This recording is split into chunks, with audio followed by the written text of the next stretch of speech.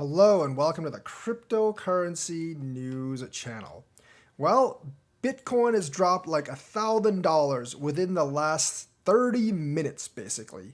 And we could have found the next Black Swan event.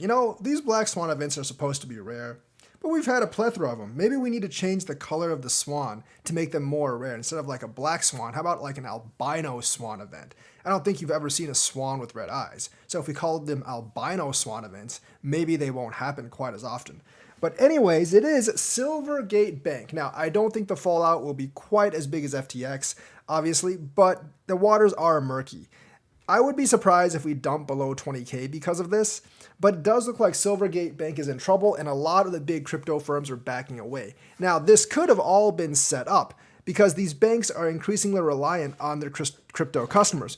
And since crypto hasn't been having a good time, there's just not as much money coming through. And obviously, they're going to have some financial problems. Add an SEC investigation on top of it. Well, you can kind of guess the results, right?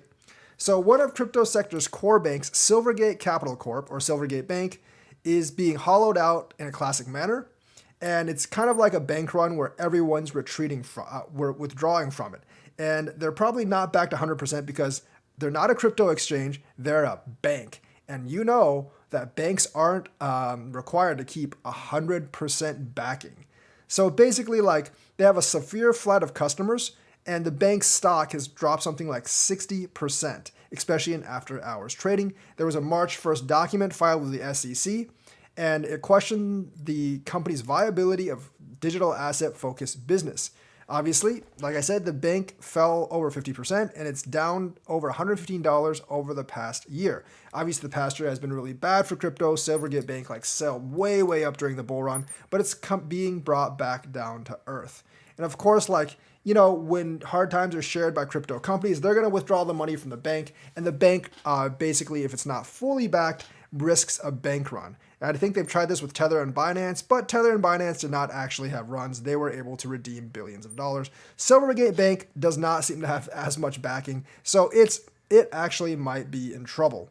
So there's a couple of big crypto banks. There's Silvergate, Signature, and other banks. I think most of the Silvergate clients have gone to Signature. So if all these banks basically go down, then we could have a true Black Swan event. But if they move from Silvergate to Signature, that actually might be okay. So US banking regulators, so it's not only the SEC, because they are a bank, there are banking regulators, including the Federal Reserve and Federal Deposit Insurance Corp, have been campaigning to erect a barrier between the banking system they oversee and the crypto industry. So the thing is, these guys might have actually been setting up Silvergate to actually fail, and they might have actually been sabotaging it indirectly by trying to erect a barrier between banks and crypto, so banks and crypto can't merge together. Obviously, that would hurt a business like Silvergate Bank. So you could actually say they were regulated into submission rather than it was a bad business model.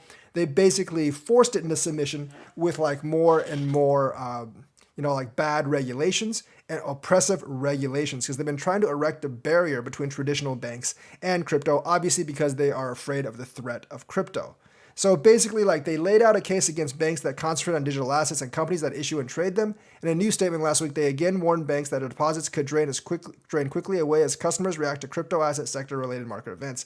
Obviously, because crypto market sector related events are very volatile, you definitely need more than that 5% reserve, because that will not cut it. I think you need close to 100% reserve, at least 50% reserve, if you want to survive a bear market. So obviously these crypto banks are going to face heightened scrutiny. So it could actually be more than just Silvergate. It could be Signature and a lot of others.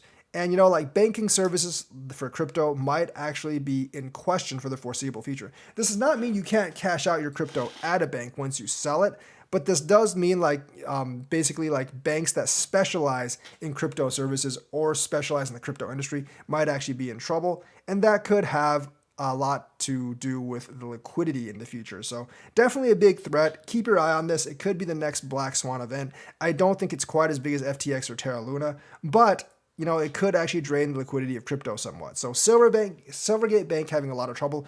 Companies moving to Signature, and of course, the Federal Banking Committee and other agencies are trying to basically get banks out of crypto. So it actually makes it harder for crypto to operate. So they actually might be sabotaged by our federal government. So that's the news for today. Let me know what you think. Like and subscribe. Hit that bell notifications button. Thank you and have a nice day.